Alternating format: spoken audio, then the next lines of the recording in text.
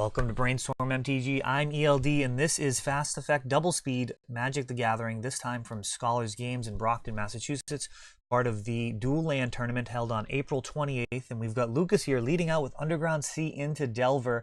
Standard operating procedure there for one of the best decks in the format, Grixis Delver. And we've got Faithless Looting from Jake. And that pretty much tips the hand that he's going to be on Black-Red Reanimator. And this is a real dark horse in the meta, extremely powerful, and he's actually discarding a couple of lands there. Not at all what Faithless Looting is typically going to be used for. You're usually hoping to get those big creatures into the graveyard, but this is a very all-in deck. See how this works out. Unmask. Potentially going to clear the way here, and Spell Pierce. Interesting play from Lucas, really trying to slow down Reanimator.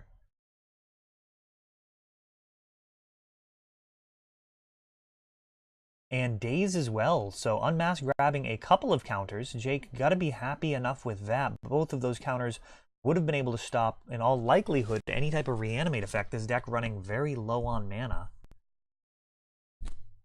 And Lightning Bolt coming in as well. Now, I have not played very much of the new Black-Red Reanimators. I have been on Tin Fins for a bit.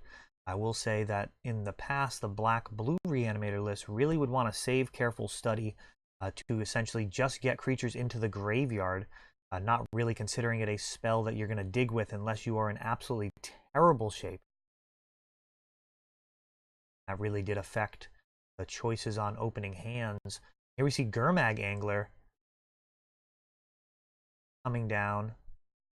So Jake just a turn away from death here. We'll see what he can do. Dark Ritual, that could definitely be part of a winning strategy here. Entomb and Elish Norn, the most likely candidate here. He pauses on Tidespout Tyrant. That guy used to put in a ton of work back in the days of Vintage. And he's actually going to grab Griselbrand, which does stack up somewhat favorably versus this board. Not going to let him draw any cards right now,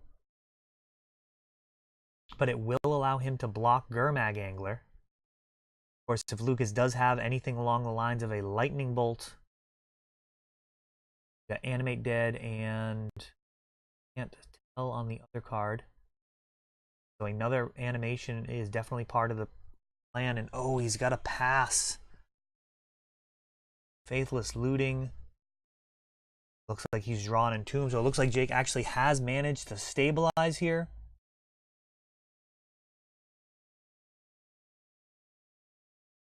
That Animate gonna be able to bring Griselbrand back, even if it dies to some type of combat trick. And now that he's gained 7 life, he has access to 7 more cards. Griselbrand proving to be good enough so far.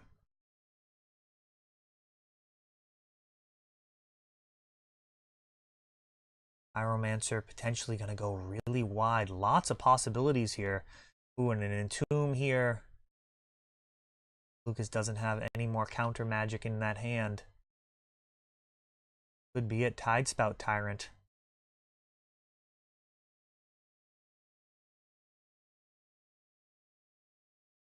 Sorry, Jake, I don't believe has much in the way of spells in hand. Griselbrand drawing 7 can certainly make that happen. Animate, and there is a Daze, so he's still in it.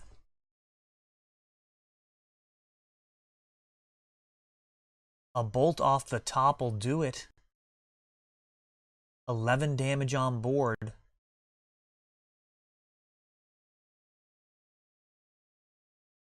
There's the Volcanic.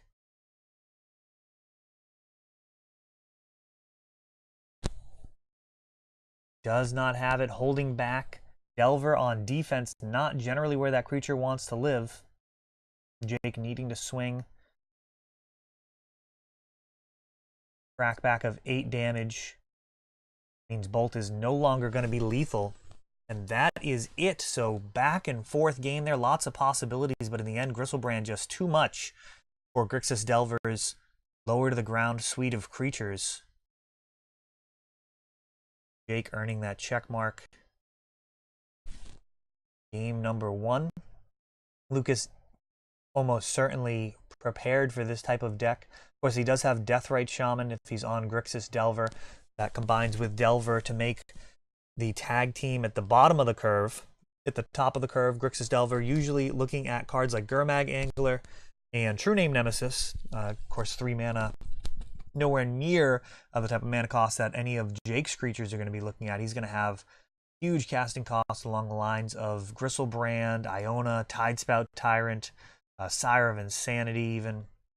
But of course, he's not looking to play fair with any of that. It's all going to just be coming back from the graveyard, making Deathrite Shaman such a powerful tool versus this deck. Although a little bit slow, if you can believe that. Black-Red Reanimator does have the ability to use Dark Ritual to power out some very fast wins underneath the window that Deathrite Shaman could interact with it. So a lot of possibilities with these games. Tend to have a lot of either interaction or just near misses where you're just a turn away from either winning or losing. Really showcasing the power of the format. Here we go with Grixis going to be on the play this time.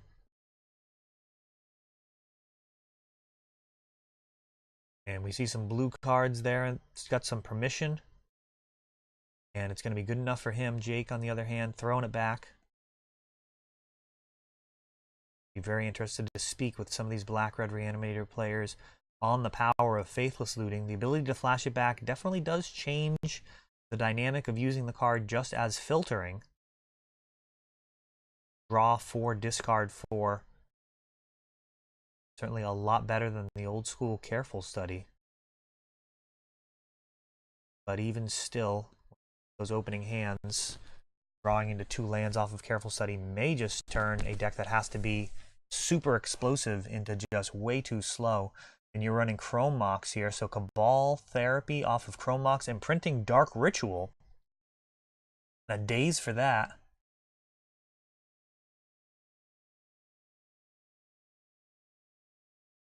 Did not look like Daze was even considered for the Chrome Mox. That would always be an interesting line there. Somebody's leading out with Chrome Mox, not making their land drop. They could be baiting, or there's a very real chance that that is their only mana source.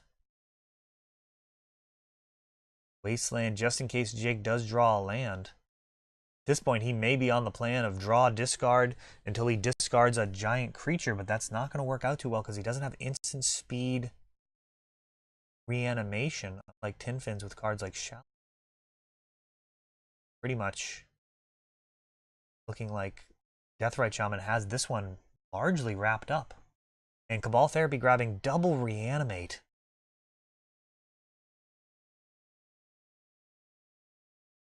This is a very bad spot for Jake. Like he may just need to chalk this one up.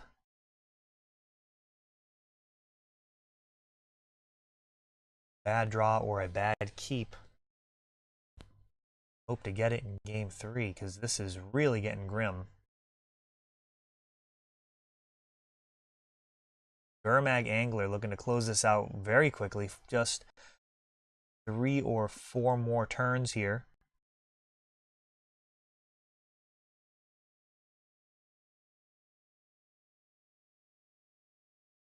Tomb.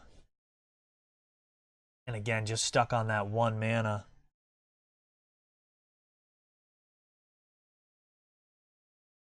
Jake with just that. Single Chrome Mox is his only mana source. This is the turn. Deathrite Shaman's going to be able to tick him down and Gurmag finish the job unless he has some type of explosive play here. Unmask. And it's going to target Lucas. We'll see if the shields are down. And he actually Force of Wills, indicating that he probably has more counter magic. And it looks like at this point Jake just digging for information. Pyromancer, and he sees the Surgical. So he does gain a little bit on that play, just figuring out what he has to play around. Surgical, of course, getting Gristlebrand out of there, a very, very solid step toward victory. Griselbrand going to be part of most of your wins, as he allows for his buddies to come on in. Just drawing 7 on the turn that he comes in gives you a natural discard outlet for any giant monsters that you might draw. Not a ton that Reanimator can do about Surgical.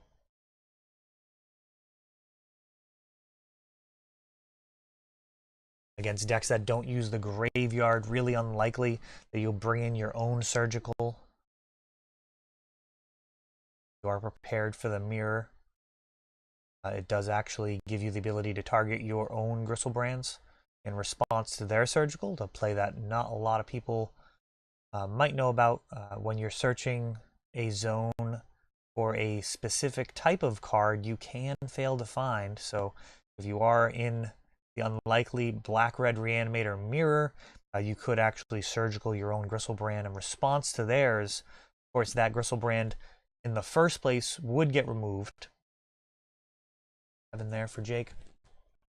But you would at least be able to keep the rest of them in your hand and library.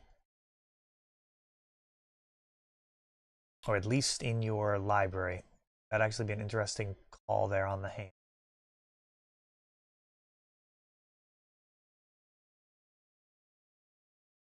Anyways, Faithless Looting, getting Iona.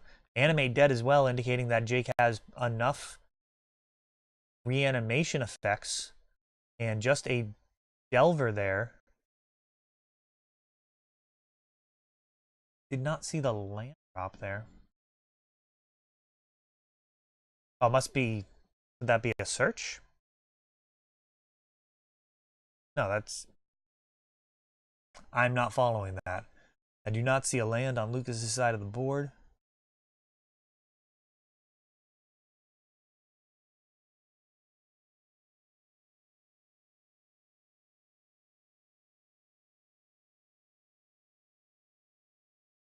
And Surgical. Response to that animate.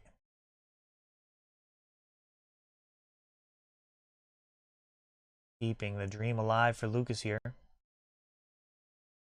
I guess that Delver got discarded somewhere in the way.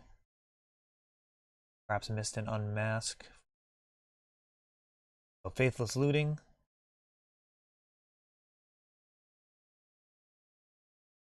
And we've got Chancellor and Exhume. Looks like Lucas may have just kept a hand just absolutely full of counter magic with no lands. And Chancellor now really punishing that. Lucas gonna have a hard time dealing with a creature that large in the air anyways. Never mind the fact that it has a sphere effect tacked onto it. Looks like Jake might just walk away with this one in fast order. 3 more swings from the 4/5 and it'll be over.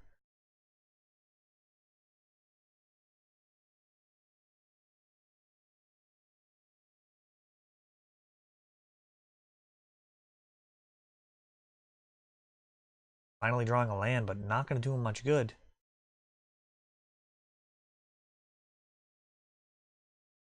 Ball Therapy. Brainstorm counters that. The Chancellor trigger. Sees just absolutely nothing to stand in his way here.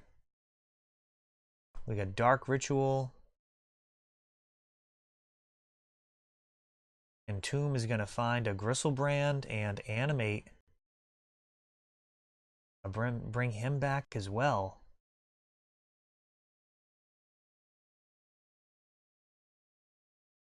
There we go. So that Delver was, of course, discarded when he could not play a land on turn there. He was hoping to draw a land and instead discarded.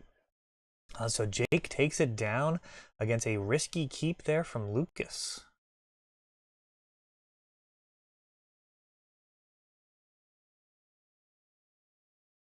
That's all for this one. If you enjoyed the video, please help grow the channel by subscribing. You'll be notified when we upload new videos like Fast Effect, Double Speed Magic with commentary, or Untapped, our raw tournament gameplay. Thanks for watching.